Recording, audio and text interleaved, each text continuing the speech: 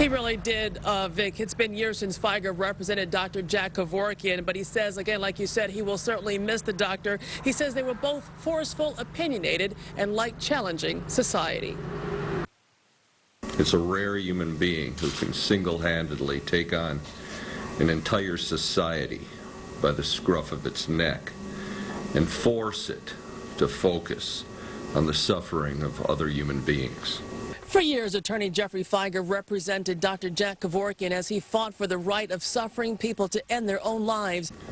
When politicians and churchmen and medical societies asserted their claim that only they could make the decisions for suffering and dying people, Dr. Jack Kevorkian had the strength of his own convictions to risk his own freedom and at times to risk his own life for the rights of his patients.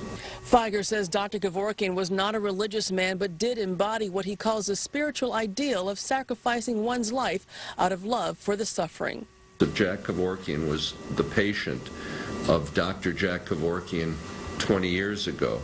I doubt Jack Kevorkian would have helped himself because at that point, Jack Kevorkian wasn't in any pain. At that point, Jack Kevorkian wasn't suffering.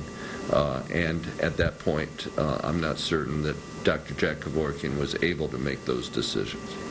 In every man's life comes a wave, if taken at its crest, will lead to success.